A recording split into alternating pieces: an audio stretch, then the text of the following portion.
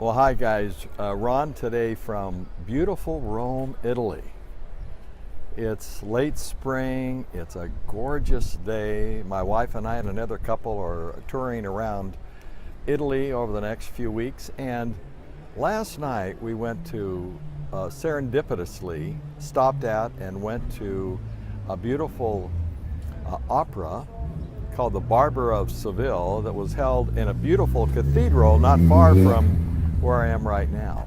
And what grabbed my attention about this is it was all in Italian, so I didn't understand a word of what was said. Neither did my wife, but they communicated. They communicated heart to heart, soul to soul to us as this handful of exquisite singers and about 6 musicians in the orchestra played in this beautiful venue.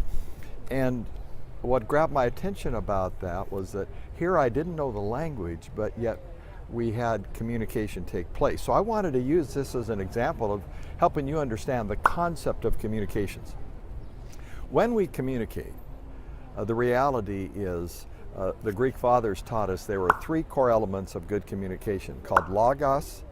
Logos is logic, ethos, that means credibility, and then pathos, and that is our passion, our energy, our commitment. And what was true of those people who sang last night and those who played is they exhibited all 3 of those, and that's why they communicated. First was logos. That's communicating the content.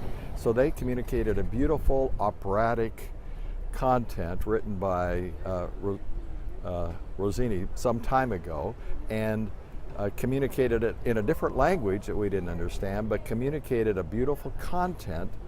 Though we didn't understand the words, we understood the power behind it because it was a very rich, full, alive piece of content. That's the logos.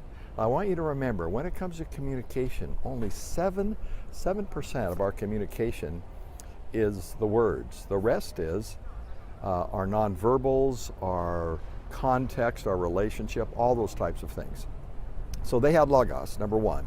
Great content. They were singing a great opera. Number 2, they had ethos. Ethos is credibility. I mean, they were credible because they were excellent. They had a commitment to excellence, and they had competence. So even though there were only 6 in the orchestra, they were robust and beautiful. Even though there were only a handful of people in the singing cast, they were all pros, you could tell it, and they communicated with incredible credibility. They were dependable, reliable, so that helped them communicate.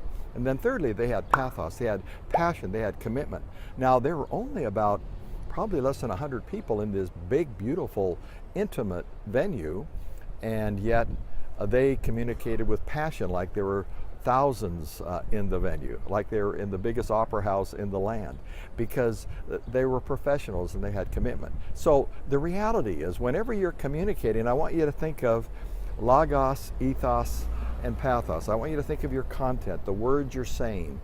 Are they meaningful? Are they true? Are they honest? Are they strong? I want you to think of secondly, your ethos. Are you credible? Do you walk the talk? Do you live out the words you talk about? And then thirdly, I want you to think about your pathos. Are you passionate about what you say? Do you believe in it? Do you buy into it wholeheartedly? If you can do those 3 things the way these people did, as they communicated heart to us without any understanding of their language, you can communicate effectively, and you can see much greater results and success personally and professionally. So put those to work: ethos, logos, pathos, and watch what happens. Ron signing off from beautiful Rome, Italy.